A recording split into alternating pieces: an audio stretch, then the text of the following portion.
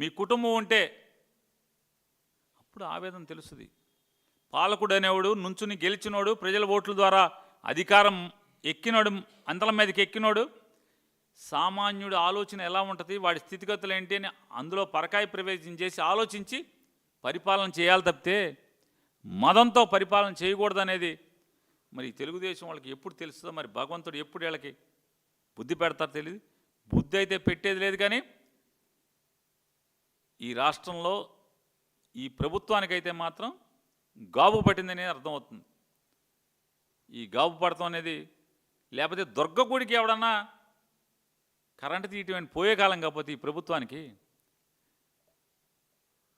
అరే అసలు మామూలుగా లోక కళ్యాణం కోసం సాక్షాత్కరించినటువంటి అమ్మవారు ఎంత గొప్పగా చెప్పుకుంటారు, ఎంత భక్తిగా కోట్ల మంది పూజిస్తారు.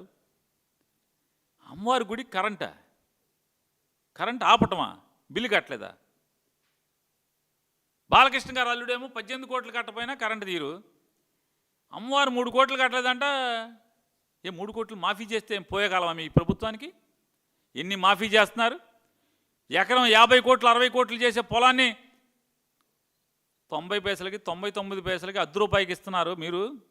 అమ్మవారి గుడికి కరెంట్ ఏమైనా ఉచితంగా ఇస్తే మీకు పోయేకాలమా? మా హిందూయిజం, మా సనాతనం అంటారు, మెట్లు కడుగుతారు.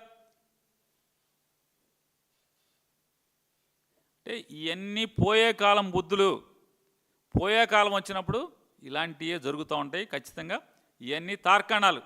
ఈ ప్రభుత్వం పోయే కాలం వచ్చిందనకి మందడం రాముడి గారి మరణం కానీ, లేదా అమ్మవారి గుడిలో ఈ అపచారం కానీ, కరెంటు తీసేయటం కానీ, లేదా తిరుపతి కొండ మీద భక్తులు మరణించడం, తోపులాట్లో మరణించడం కానీ, ఖచ్చితంగా ఇవన్నీ కూడా ఈ ప్రభుత్వానికి పోయే కాలం వచ్చిందనకి తార్కాణాలుగా అర్థమవుతుంది మనకి.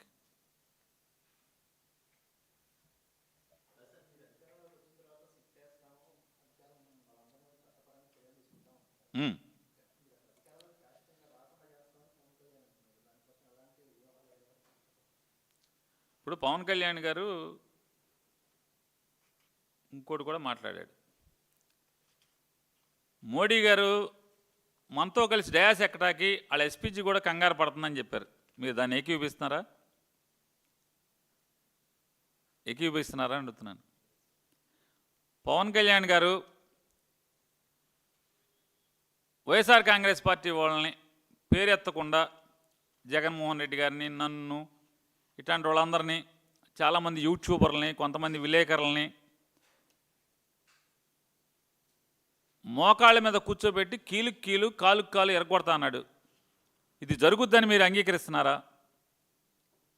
ఏమండి? అవ్వదు కదా మరి. అదే ఆ రెండే అవనప్పుడు ఇది అవుద్దని మీరు ఎందుకని అదే సభలో మాట్లాడి ఇది మాత్రం ఎందుకు అవుద్ది అనుకుంటారు?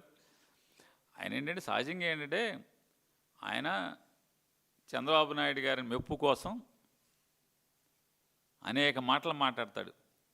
ఆ మాటలు చూసి చంద్రబాబు నాయుడు గారు మావాడు బాగా మాట్లాడుతున్నాడు, బాగా తిడుతున్నాడు అంటే. రెండోది ఏంటంటే మళ్ళీ ఒక్కసారి చెప్తున్నాను, ఇదంతా ఎత్తుగడ. 15 ఏళ్ళు మొయ్యాలి మనం, ఇంకొక అంటే మొత్తం 20 ఏళ్ళు మొయ్యాలి అని చెప్పని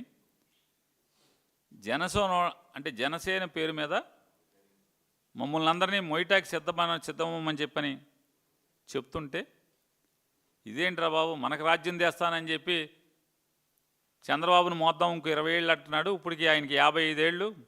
రేపు మళ్ళీ ఎలక్షన్కి వచ్చేప్పటికి 55 ఏళ్ళు. ఎందుకంటే 2019కి 50, 24కి 55, 24 నుంచి ఇప్పటికి 57కి వచ్చాడు.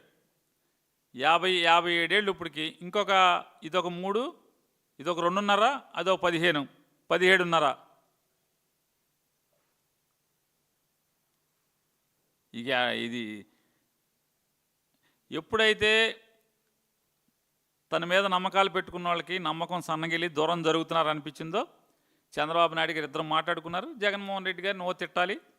ఆయన పచ్చిగా జగన్మోహన్ రెడ్డి గారిని తిట్టంగానే, వైఎస్ఆర్ కాంగ్రెస్ పార్టీ వాళ్ళని తిట్టంగానే మేము మళ్ళీ ఎదురు అతని మీద దాడి చేయటం మొదలెట్టంగానే, అమ్మో మళ్ళీ మా వాళ్ళని తిట్టేస్తున్నారని చెప్పి అందరూ చేరిపోవాలని చెప్పనేటువంటి ఎత్తుగడ ఏదో అన్న సామెత కూడా ఆశ దోశ అప్పడం అని మేము నిన్ను ఆటలో అట్టుపండికి వదిలేసాం, నువ్వేమైనా తిట్టుకో, మాకు సంబంధం లేదు.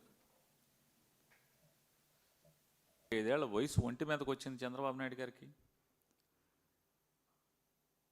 ఇవాళ ఆయనకి సామాన్యుల పట్ల కానీ పేదల పట్ల కానీ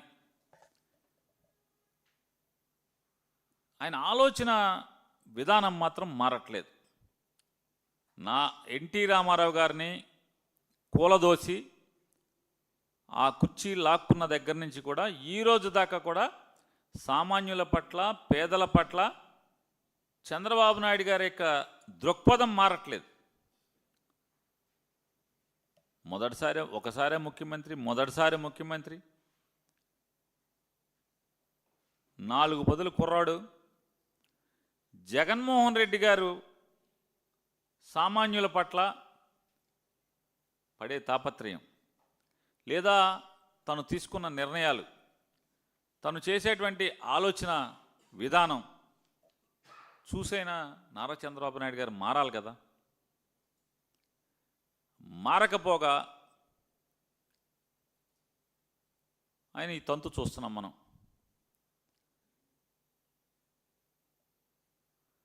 పేద మధ్యతరగతి వర్గాల యొక్క ఆరోగ్యాన్ని, చదువుల్ని జగన్మోహన్ రెడ్డి గారు బాధ్యతగా తీసుకుని స్కూళ్ళని మార్చి చూపించటం, పిల్లలకి ఆంగ్ల విద్యని నేర్పించి తద్వారా ఆంగ్లంలో పాఠాలు చెప్పి వారి నైపుణ్యాన్ని పెంచేదానికి ఆయన కృషి చేసేదే. ఇవాళ నారా చంద్రబాబు నాయుడు గారు జగన్మోహన్ రెడ్డి గారి తర్వాత ఆ పదవిలోకి వచ్చి జగన్ గారు చేసినటువంటి కృషి లేదా ఆయన ఏర్పాటు చేసినటువంటి ప్రజల సంపదని ఏమైపోయిందంటే ఇవాళ ఈయనగాచి నక్కల పాలైపోయినటువంటి పరిస్థితుల్లో వాళ్ళ చంద్రబాబు నాయుడు గారు స్కూళ్ళని గాలికి వదలటం, స్కూళ్ళలో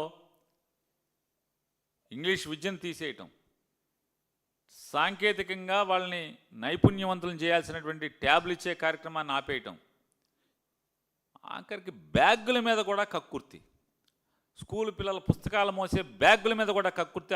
ఆ బ్యాగులన్నీ కూడా పట్టుమని 3 నెలలు కూడా అంటే 100 రోజులు కూడా బ్యాగ్ మోసే పరిస్థితి లేకుండా చిరిగిపోతున్నటువంటి పరిస్థితి, అతుకులు బొంతలు వేసుకోవాల్సిన పరిస్థితి. ఇవాళ విద్యా వైద్యం జగన్మోహన్ రెడ్డి గారి ప్రభుత్వం బాధ్యతగా భుజాలకెత్తుకుంటే నారా చంద్రబాబు నాయుడు గారు నాకు సంబంధం లేదు, ఎవడి తిప్పలాడి పడాల్సిందే అని చెప్పని చంద్రబాబు నాయుడు గారు ఇవాళ మాట్లాడుతున్నారు. ఇవాళ ఆయన ఏలుబడి చూస్తుంటే మనకి మాటికి రోజు ఒకటి చెప్తాడు, అయితే 3 పీలు లేకపోతే 4 పీలు, పీపీపీ అంటాడు, లేకపోతే పీపీపీపీపీ అంటాడు, P4 అంట. ఈ పీపీపీలో కానీ P4లో కానీ ఈ రాష్ట్రంలో బాగుపడినోడు ఎవడన్నా ఉన్నాడా? చంద్రబాబు నాయుడు గారు, ఆయన కొడుకు పవన్ కళ్యాణ్ గారు తప్పితే, లేదా తెలుగుదేశం వాళ్ళు ఎవడన్నా బాగుపడ్డాడేమో కానీ ఒకటి అది కూడా తెలుగుదేశం వాళ్ళు కూడా గ్రామాల్లో ఏడుస్తున్న పరిస్థితి. ఎందుకు మోసాంరా జెండా, ఎందుకురా బాబు అసలు వీళ్ళకి ప్రచారం చేశాం, ఎందుకు తాపత్రయపడ్డాంరా జగన్ దిగిపోవాలని చెప్పని అని వాళ్ళ తెలుగుదేశం వాళ్ళు ఏడ్చే పరిస్థితికి వస్తున్నారు.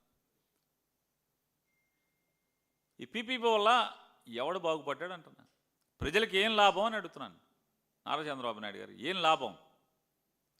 ఎన్నికల ముందేమో మీరు జగన్మోహన్ రెడ్డి గారు 150 సీట్లలో 40 సీట్లు, అది కూడా రికమెండేషన్ లేకుండా అన్నీ కన్వీనర్ కోటాలోనే ఇంటర్వ్యూ ద్వారా ఎవరి రికమెండేషన్ లేకుండా కొన్ని సీట్లు 12 లక్షలు, కొన్ని సీట్లు 20 లక్షల రూపాయలు కట్టి తద్వారా మెడికల్ కాలేజీ నిర్వహణ ఇబ్బంది లేకుండా ఉంటాకి, ఆ కాలేజీ ఎవరి దగ్గర చేయి చాపకుండా ప్రభుత్వాల దగ్గర ఆకాశం వెంక చూసినట్టుగా ఎదురు చూడకుండా కాలేజీ దానంతా నడవాలి మెడికల్ కాలేజీ అని చెప్పని జగన్మోహన్ రెడ్డి గారు ఏర్పాటు చేస్తే ఆ రోజు పెద్ద పెద్ద కబుర్లు చెప్పారు.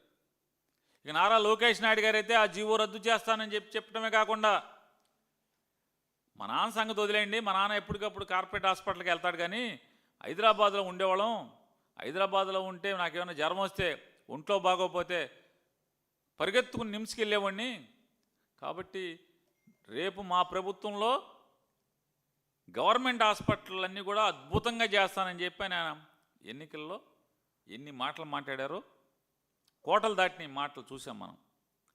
ఇవాళ సిగ్గు అనేది కూడా ఏమాత్రం పడకుండా, సిగ్గు అనేది ఏమాత్రం పడకుండా, అరే మొన్న అట్లా చెప్పామే, ఓట్లు అడుక్కున్నామే, మొన్న నమ్మారే అనేటువంటి ఇంగిత జ్ఞానం కూడా లేకుండా, అంటే తోలు మందమైపోయి బాగా ఈ రకంగా ఇవాళ తప్పుడు నిర్ణయం తీసుకుని కాలేజీ మొత్తం అప్పనంగా ప్రైవేట్ వాళ్ళకి అప్పచెప్పేయటం. ప్రైవేట్ వాడికి అప్పచెప్తే ఏమవుతుంది? కాలేజీ ఒకటే కాదు, హాస్పిటల్ కూడా ప్రైవేట్కి ఇచ్చేస్తారంట. గవర్నమెంట్ హాస్పిటల్ కూడా ప్రైవేట్కి ఇస్తారంట. ఇవాళ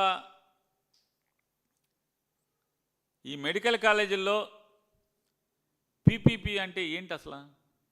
అది పీపీపీ కాదు, 4వ పి సైలెంట్గా ఉంటుంది. ఈ 4వ పి సైలెంట్గా అంటే people's property, private's profit. People's property, private's profit కింద ఈ పథకం తీసుకొచ్చారా కాదా?